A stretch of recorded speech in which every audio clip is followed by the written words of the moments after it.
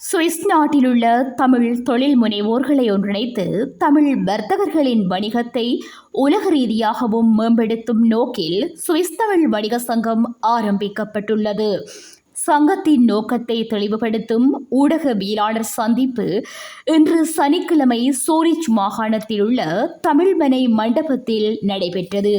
இச்சந்திப்பில் சங்கத்தின் முக்கியஸ்தர்களான தலைவர் சுயராஜ் கனகரட்னம், கந்தசாமி விதாயகமூர்த்தி, கலாநிதி ஸ்ரீ ராசமாணிக்கம், பிரகாஷ் விவேகானந்தன், சசிகரன் சிவ சண்முகதாஸ், அபிதரன் செல்லப்பா, மணிவண்ணன் ராஜதுரை ஆகியோர் கலந்து கொண்டிருந்தனர். சங்கத்தின் முக்கியஸ்தர்கள் கருத்து தெரிவிக்கும் போது, பலவிதமான ஃபெராயின்களோட இணைஞ்சு மிட்கிலீடாக இருக்கிறோம். அந்த ரீதியில் கந்தோன் சூரிச்சு கூட ஃபாக் எக்ஸ்பேத்திர ஒரு 15 வருஷ அனுபவத்தில் நான் இருந்திருக்கிறேன்.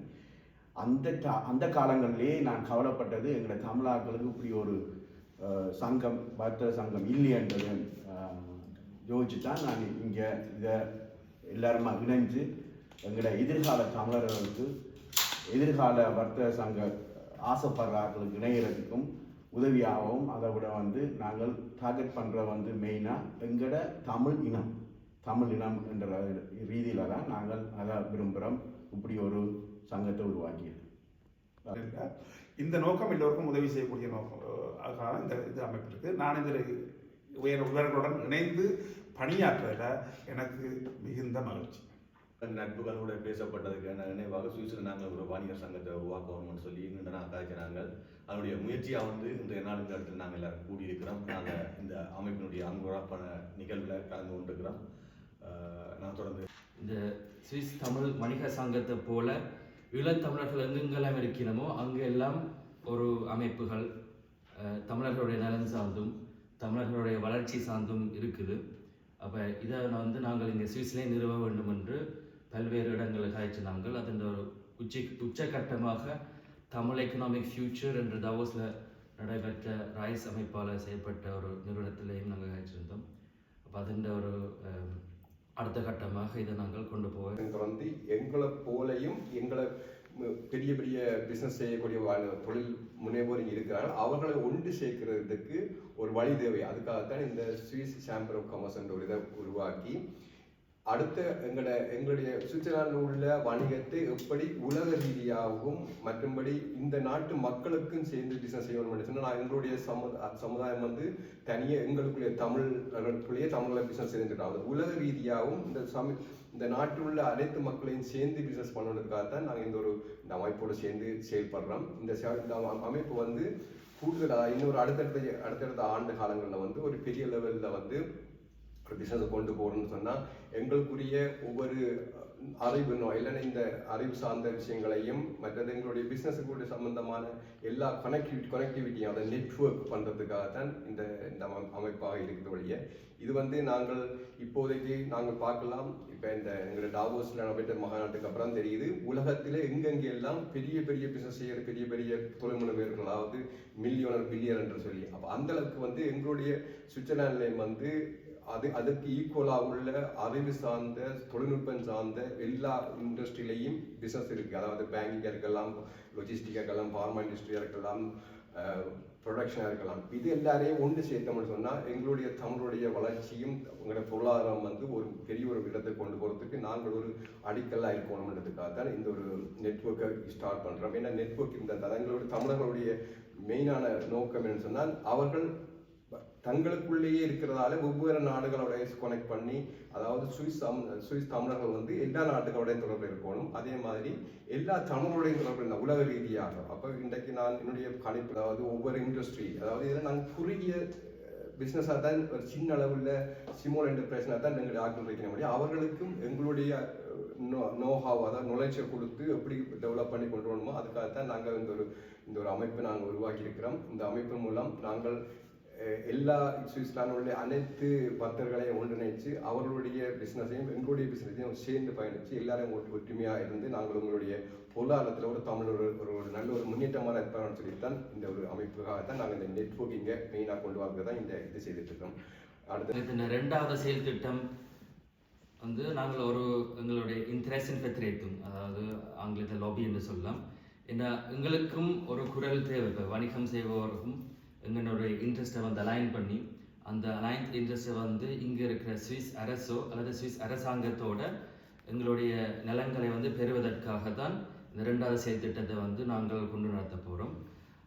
அது சார்ந்து லோ அட்வொகசி சம்மந்தப்பட்ட நண்பர்கள் இருக்கணும் பல பேர். அவையும் இந்த எங்கள் சங்கத்துக்குள்ள இணைஞ்சு கண்டிப்பாக சப்போர்ட்டாக வேலை செய்யணும். இது பல்வேறு நாடுகளில் இருக்கிற விஷயம் தான். இது ஒன்றும் புதுசாக நாங்கள் கண்டுபிடித்தது இல்லை. ஆனால் தமிழர்களுடைய நலன் சார்ந்தும் அது மட்டும் இல்லாமல் இப்போ எங்களுடைய பொருளாதாரம் வளரும் பொழுது தான் எங்களுடைய பெயரும் தமிழர்களுடைய பெயரும் இங்கே சுவிஸ் நாட்டில் ஒரு ஸ்ட்ரெங்தன் பண்ணும். அப்போ அந்த ரீதியில் எங்கள் 2வது செயல் திட்டம் முழுக்க இருக்கும். வணிக சங்கத்தோட அந்த 3வது செயல் திட்டமான இணைந்து செயல்படும், அதாவது வேறு அமைப்புகளோட நாங்கள் இணைந்து செயல்பட வேண்டும். அந்த இணைந்து செயல்படுவதில்லைன்னு சொன்னால் முக்கியம்னு சொன்னால் இணைந்து செயல்படுறோம்னு சொல்லி பார்த்தோன்னா தனியாக வேலை மட்டும் செய்வதாக கிடையாது. அந்த ஒருவருக்கு ஒருவரான அனுபவங்களை பகிர்ந்து கொள்ளலாம், பல யோசனைகளை வந்து பரிமாறிக்கொள்ளலாம். எங்களோட தமிழத்தை வியாபாரத்தை அடுத்த கட்டத்துக்கு கொண்டு செல்வதற்கு இணைந்த செயல்பாடுகள் வந்து மிக முக்கியமான ஒன்றாக இருக்கும். அதனால வந்து பல நன்மைகள் கிடைக்கும். ஒரு உதாரணத்துக்கு நான் பார்த்தோம்னு சொன்னால் இந்த ஐரோப்பிய நாடுகளில் முதல் இருந்த நாடுகள்லாம் தனித்தனியாக இருந்தது. இந்த ஐரோப்பிய யூனியன் சொல்லி ஒன்று வந்த அப்புறம் இந்த நாடுகள்லாம் இணைந்த பிறகு இந்த ஐரோப்பிய கண்டத்தில் வந்து எவ்வளவு நன்மைகள் எவ்வளவு வளர்ச்சி அடைஞ்சிருக்குன்னு சொல்லி உதாரணத்துக்கு நான் பார்த்து கொள்ளலாம். அதே போன்று இந்த இணைந்த செயல்பாடுகள் நாங்கள் செயல்படுவதில் எங்களோட அறிவு, நேரம், வளங்கள் இது எல்லாத்தையும் வந்து நாங்கள் இணைந்து செயல்படலாம். அதனால் வந்து எங்களுக்கான தமிழர்களுக்கான ஒரு வர்த்தக ரீதியான அடையாளம் ஒன்றை பார்த்தோம்னு சொன்னால் சுவிஸ் நாட்டில் வேர்ல்டு எக்கனாமிக் போகும் இருக்கிற மாதிரி ஒரு அடையாளமாக வர்த்தகத்தில் அடையாளம் இருக்கிற மாதிரி எங்களோட தமிழத்தை அடையாளமாக நாங்கள் இந்த அமைப்பினூடாக வந்து இணைந்து செயல்படுறதால் வந்து இங்கே உள்ள வர்த்தகர் அனைவரையும் வந்து ஒன்றிணைஞ்சு ஒரு அடையாளமாக ஒரு அங்கமாக வந்து உயர்ந்து நிற்கலாம். உறுப்பினர் மெம்பர்ஸை வந்து சேர்த்துக்கொண்டு தொடங்க போகிறோம். முதலாவது இப்போ இது ஒரு வணிகம் சார்ந்து செயல்படுற ஒரு சங்கம்ன்ற ரீதியில் உங்களுக்கு ஒரு தனியார் நிறுவனம் உங்கள் கையில் இருக்கணும். அது ஐன்சல் ஃபீர்மா, கேம்பேஹா அல்லது ஆக்சிஜன் கெசல்ஷாஃப்ட் இருக்கலாம். அது வந்து வேற்றுமை இல்லை. ஏதாவது ஒரு தனியார் நிறுவனம் உங்கள் கையில் இருக்கணும். அதுக்குரிய ஒரு அத்தாட்சியாக கண்டிப்பாக ஒரு ஹந்தல்ஸ் ரெஜிஸ்டர் ஆயிரத்திலாக இருக்கணும். 2வது விஷயம், நாங்கள் வந்து வருஷம் ஒரு சந்தா மெம்பர்ஷிப்புக்கு எடுப்போம். அது 200 சுவிஸ் ஃப்ராங்க் தொடங்குகிறோம்.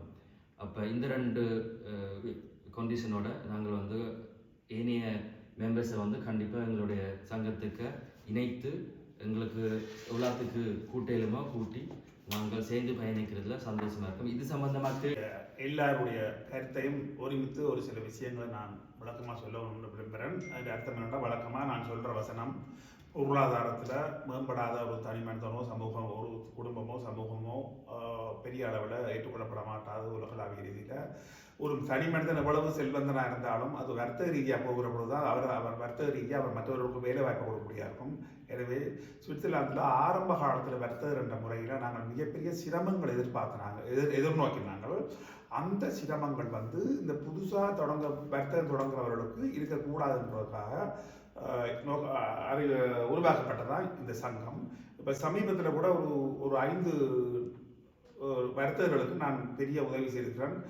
2 பேருக்கு வரி சம்பந்தமான பிரச்சனை, 3 பேருக்கு வரி சம்பந்தமான பிரச்சனை, 2 பேருக்கு கேஎம்பையா திறக்கிறதுக்கான பிரச்சனை, அதோட இன்னொருவருக்கு வந்து ஒரு இங்கே சட்ட ரீதியான ஒரு சில விஷயங்கள் பெரிய ஒரு இடத்துல போய் அவர் சிக்கிக்கொண்டார். அவைக்கு எந்த விதமான எதிர்பார்ப்பும் இல்லாமல் நான் சில உதவிகள் செய்திருக்கிறேன். அப்படியான தனிப்பட்ட ரீதியில் அந்த உதவிகள் செய்கிற பொழுது இப்படி ஒரு அமைப்பு இருக்குமென்னு சொன்னால் அந்த அமைப்பு மூலமாக அந்த வர்த்தகர்களை மேம்படுத்துறதுக்கான வாய்ப்பு கூட இருக்குது. எங்களுக்கு இல்லாத சந்தர்ப்பங்கள், எங்களுக்கு கிடைக்காத ஒரு வாய்ப்பு இனிமே வரக்கூடிய சந்ததிக்கு இந்த வாய்ப்பு இங்கே இருக்குது, நிறைய பேருக்கு இருக்குது. அதால் எங்களோட தமிழர்கள் வந்து பொதுவாக எந்த விதமான சந்தேகம் இல்லாமல், தயக்கம் இல்லாமல் இந்த வர்த்தகம் செய்யக்கூடியவர்கள் தங்களுடைய விவரங்களை எல்லாம் எங்களோட தொடர்பு கொண்டு கதைச்சி என்னென்ன சிக்கல்களை எதிர்நோக்கிறார்கள்னு சொன்னால் அதுக்குரிய தீர்வுகளை செய்யலாம். சுவிட்சர்லாந்தை பொறுத்தவரையில் எங்களுக்கு நிறைய வசதிகள் வாய்ப்புகள் இருக்குது. எங்களுடைய சுவிட்சர்லாந்தில் பெரிய அளவில் வணிகர்கள் மேம்பட்டு இருக்கிறாங்க, பெருசாக இல்லை. எதிர்காலத்தில் உள்ள ஆட்களுக்கு வந்து இப்படியான அமைப்பு வந்து பல உதவிகள் சம்பந்தமான இதாக இருந்தாலும் கூட மற்றவர்களுடன் இணைந்து வர்த்தகங்களை செய்து கொள்ளலாம். அதுக்கான ஆலோசனைகள், அதுக்கான சில உந்து சக்திகள் இந்த அமைப்பு மூலமாக ஏற்றுக்கொள்ளலாம். இது இன்னும் ஒரு விஷயத்தை நாங்கள் வலியுறுத்தி சொல்லணும். அந்த வலியுறுத்தி சொல்ற விஷயம் என்னன்னு சொல்லி சொன்னா, இது எந்த ஒரு அமைப்புக்கும் எதிரானதோ அல்லது எந்த ஒரு அமைப்பையும் கொச்சப்படுத்துறதோ அல்லது எந்த ஒரு அமைப்புக்கும் முரணானது அல்ல. எல்லோரும் இணைந்து செய்யப்படுறதா நல்லது. கூடுதலாக இந்த சில இனங்களை நான் இங்கே குறிப்பிட்டு சொல்ல விரும்பவில்லை.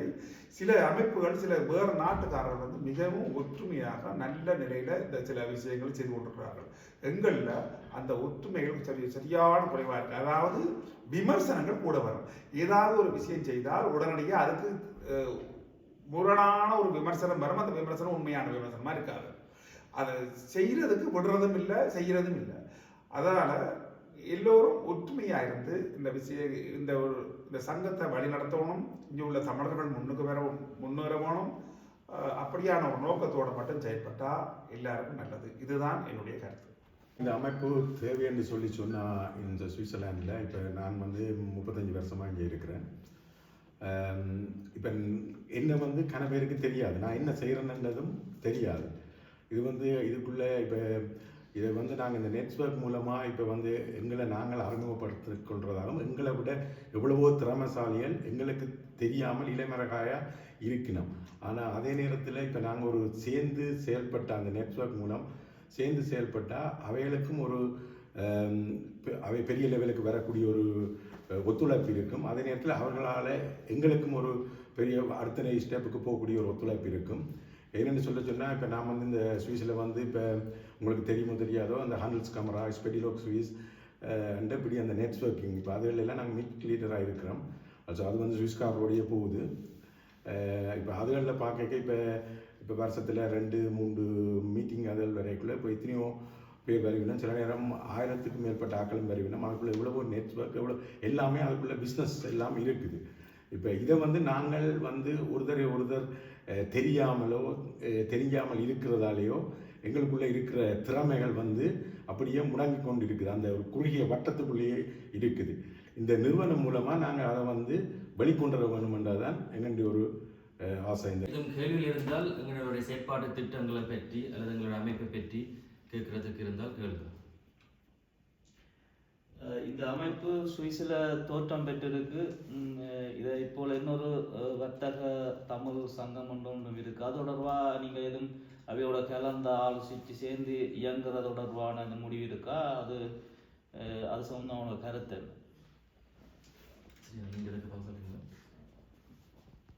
ஓகே. அதாவது இந்த ஆமாம், நாங்கள் அவரோட சேர்த்து செய்கிறதுக்கு எங்களுக்கு விருப்பம் இருக்குது. ஆனால் இது வந்து எங்களுடைய நோக்கம் வந்து இந்த ஒரு சங்கம் ஆரம்பிச்சுட்டு அதை நாங்கள் முறையாக செயல்படாமல் இருக்காமல் நாங்கள் வந்து எல்லாரும் சேர்ந்து அந்த எப்படியான விஷயத்தில் சேர்ந்து அவைகள் செய்யணுமோ அந்த மாதிரி நான் செய்யறதுக்கு ரெடியாக இருக்கோம். சில பேர் வர்த்தகர்கிட்ட சில ஒரு கருத்து இருக்கு, தங்களை இந்த சங்கத்தில் இணைத்து கொள்ளவில்லை என்றது. ஆனால் நீங்கள் முதலே கூறியிருந்தீங்க எல்லாரையும் நாங்கள் சேர்த்து செயற்பட தயாராக இருக்கணும், ஆனால் சட்ட ரீதியாக பதிவு செஞ்சிருக்க வேணும் என்று. அந்த கேள்வியை தான் திருப்பியும் உங்கள்ட்ட கேட்குறோம். எல்லாரையும் அரவணைச்சு எல்லா வர்த்தகர்களையும் அரவணைச்சு போக தயாராக இருக்கிறீர்களா? ஆமாம். இப்போ நான் முதலே கூறினது போல இது வந்து ஒரு வணிக சங்கம் என்ற ரீதியில் வணிக நோக்கத்தோட செயல்படும் அனைத்து நபர்களையும், அதாவது தனியார் நிறுவனம், தங்கள் கையில் ஒரு தனியார் நிறுவனம் இருக்கக்கூடிய நபர்களை நாங்கள் சேர்த்து பயணிக்கிறதுக்கு நாங்கள் தயாராக இருக்கிறோம், விரும்பியும் இருக்கிறோம். இன்னொரு கேள்வி ஒன்று இருக்கு. இந்த வர்த்தக சங்கமானது எல்லா நாடுகளோடையும் சேர்ந்து இயங்குவதாக தெரிவிக்கப்படும். அந்த வகையில் இலங்கையிலேயும் வர்த்தகங்கள் மேற்கொள்ளப்படுவதாக கூறுகிறார்கள். ஆகவே இங்கே இருக்கிற தேசியம் சார்ந்த சிலருடைய கருத்து இருக்கிறது. அவ்வாறு செயற்படுகின்ற போது நமது தேசத்துக்கு குந்தகம் விளையக்கூடிய சில நடவடிக்கைகளை மேற்கொண்டு விடக்கூடும் என்ற ஒரு ஐயப்பாடு இருக்கிறது. ஆகவே அது விடவான கருத்து. எங்களுடைய வர்த்தக சங்கம் வந்து தனியாக வியாபார நோக்கம் பொருளாதாரத்தை வளர்க்கிறது தான். அதாவது தமிழ் மக்களுடைய வளர்ச்சியும் அவருடைய பொருளாதாரம், வணிகம், தொழில் இது இருந்த ரீதியாக வந்து இப்போ தாயகத்திலையும் கூடி இது இப்போ தமிழ் சார்ந்த இப்போ வந்து 2 வருஷத்துக்கு முதல் வந்து அதாவது சிஎன்ஏன்னு சொல்லி சாம்பர் ஆஃப் நார்த்தன் எக்ஸ்போர்ட்னு சொல்லி ஒரு நிறுவனம் ஆரம்பிக்கிறது. அவர்கள் மாதிரி அங்கே உள்ள நெட்வொர்க் பண்ணி அவர்களோட சேர்ந்து நாங்களும் சேர்ந்து எல்லா தமிழ் மக்களோட சேர்ந்து செய்கிறதுக்கு நாங்கள் விருப்பப்பயிருக்கிறோம். எல்லா நெட்வொர்க்கோடு சேர்ந்து அதனால் வியாபாரம் சார்ந்த தொழில் வணிகத்தோடு தான் நாங்கள் தொடர்பு போனோம். எந்தவித அரசியல் நோக்கமும் எந்தவித ஒரு சார்பாகவும் நாங்கள் இருக்க மாட்டோம். அது பெரிய அதாவது எப்படி சுவிட்சர்லாந்து வந்து நியூட்ரலாக இந்த உலகத்தின் பார்வையிடுறோம், அதே மாதிரி தான் இந்த Swiss Tamil chamber of commerce வந்து ஒரு நியூட்ரலாக தான் இருக்குது. முதல் சொன்னது போல் ஏனைய நாடுகளில் இப்படி ஒரு சேம்பர் ஆஃப் காமர்ஸ் இருக்குது, இல்லையாண்டு இல்லை. இப்போ பிரிட்டனில் இருக்குது, யூகேல இருக்குது, பிரிட்டன் யூகே 2 தான், கனடா, ஆஸ்திரேலியா. அதே போல் இப்போ ஈழத்தில் வந்து நார்தர்ன் ப்ராவின்ஸில் மட்டுமே 5 இப்படி வணிக சங்கங்கள் இருக்குது. அப்போ அந்த 5 வணிக சங்கங்களோட எங்களுக்கு ஒரு 3 சங்கங்களோட எங்களுக்கு தொடர்பு இருக்குது. அப்போ நாங்கள் அந்த அவைந்த தேவையும் எங்கன தேவையும் வந்து அடிப்படையை கொண்டு நாங்கள் இனி எங்களோட நெட்வொர்க்கோ இம்போர்ட் எக்ஸ்போர்ட் பிஸ்னஸோ கொண்டு நடத்துறதுக்கு நாங்கள் ஆசைப்படுறோம். அது நார்தர்ன் ப்ராவின்ஸ் மட்டும் இல்லை, இனிய தமிழாக்கில் இருக்கிற எந்த இடத்துல இருந்தாலும் நாங்கள் அதை சேர்ந்து செயல்படுறதுக்கு எங்களுக்கு ஒரு இன்ட்ரெஸ்ட் இருக்குது. ரைஸ் வந்து ஒரு அமைப்பு இருக்கிறது போல் இப்போ தமிழ் எக்கனாமிக் ஃபோரம் நான் இப்போ 4 வருஷமாக நடத்தி வரோம். அது வந்து ஈழத்தமிழர்களுக்கு மையமாக வச்சு ஒரு வணிக உலகளாவிய ரீதியில் ஒரு வணிக நெட்வொர்க்காக இருக்கும். அப்போ அதோடய நாங்கள் ஒப்பந்தம் இந்த காலத்தில் கண்டிப்பாக கொண்டு நடத்தி செய்வோம். அதே போல் ஸ்விஸ் குளோபல் என்டர்பிரைஸ் என்று ஸ்விஸ் சிட்டிசன்ஸுக்கு அதாவது ஸ்விஸில் இருக்கிற வணிகம் செய்பவருக்கு இன்டர்நேஷ்னல் லெவலுக்கு பிஸ்னஸை கொண்டு போகிறதுக்கு அப்படி ஒரு அசோசியேஷன் இருக்குது. அப்போ ஒன்றும் போட்டி இல்லை. இப்போ எங்களுக்கு எங்களோட வணிகத்தை பெருப்பிக்கிறதுக்கு எங்களுக்கு சப்போர்ட் சிஸ்டம் வருதோ அந்த சப்போர்ட் சிஸ்டத்துக்கு தேவையான ஒரு ஆக்சஸ், அந்த வழிகாட்டியை வந்து திறப்பதற்காக தான் நாங்கள் இந்த சுவிஸ் தமிழ் வணிக சங்கத்தை கொண்டு நடத்துகிறோம் வழியை. இப்போ ஒன்று கீழே ஒன்றுக்கு பக்கத்தில் அப்படின்னு இல்லை, எல்லாமே தனிநபர்கள், எல்லாருக்குமே தனியார் அமைப்பு இருக்குது, ஒரு வியாபாரம் இருக்குது, வணிகம் இருக்குது. இப்போ அதுக்குரிய ஆப்பர்ச்சுனிட்டிஸ், அதுக்குரிய வாய்ப்புகள் எங்கே வந்து அவைக்கு சரியாக அமையுதோ அதுக்கு அவையுடைய மெம்பர்ஷிப்பை வந்து வளர்த்து கொண்டு போகிறது தான் எங்களுடைய ஆலோசனையாக இருக்கும். இதில் இப்போ வந்து நாங்கள் இப்போ எந்தெந்த அமைப்பில் இருந்தாலும் அதுதான் நாங்கள் எவ்வளவு கூடுதலான அமைப்பில் அங்கத்தவராக இருக்கிறோமோ அதுதான் எங்களோட பலம். இப்போ இதில் வந்து நாங்கள் ஒருத்தரோட சண்டை அப்படின்னா நாங்கள் ஒருத்தரோட எல்லாரோடையும் ஒரு போட்டியோ இல்லாட்டிக்கு ஒரு பிரச்சனையாகவோ இருக்கும். நாங்கள் இப்போ எல்லாரோடையும் சேர்ந்து செயல்படுறதால தான் இப்போ எல்லா இதுகளிலும் எல்லா அமைப்புகளிலையும் அங்கத்தவர்களாக இருக்கிறோம். இப்போ அது வந்து ஒரு பிரச்சனை என்று ஒன்று இல்லை. அதால தான் நாங்கள் முன்னேறக்கூடிய ஒரு சந்தர்ப்பமும் இருக்குன்னா ஒவ்வொரு அமைப்பிலையும் ஒவ்வொரு திறமசாலிகளோ அடுத்த கட்டத்துக்கு கொண்டு செல்லக்கூடிய ஆக்களோ இருப்பினோம். அதால் நாங்கள் இப்போ எல்லாரோடையும் சேர்ந்து செயல்படுறோம்ன்றக்கு இதே ஒரு உதாரணம் என்ற கருத்து. வர்த்தகர்கள் தான் உள்வாங்குறீர்கள். சில வர்த்தகர்கள் சுவிஸில் நிறைவேறி இருக்கிற சின்ன வர்த்தகர்கள் பதிவு செய்யாமல் தொடர்பான சட்ட நுணுக்கங்களோ அது ஆலோசனைகள் இல்லாமல் அவர்களுக்கு ஆலோசனை வழங்கவோ அவர்கள் உதவி செய்யவோ நீங்கள் தயாராக இருக்கிறீர்கள்? நிச்சயமாக நான் உதவி செய்வோம். ஏன்னா பதிவு செய்தேன்னு சொன்னால் நாங்கள் அதாவது இப்போ எல்லாத்துலேயும் ஒரு குவாலிட்டின்னு இருக்குது. அதாவது உதாரணத்துக்கு வந்து இப்போ இங்கே வந்து 3 விதமான கம்பெனி ஐன்சல் ஃபேமா இருக்குது, கேம்பியா இருக்குது, ஆர்கேன்னு இருக்குது. ஆனால் இதில் வந்து இப்போ புதுசாக வர அடுத்தடுத்த ஜெனரேஷன் வந்து இப்போ ஸ்டார்ட் பண்ணிட்டோம்னா அவர்களுக்கு தேவையான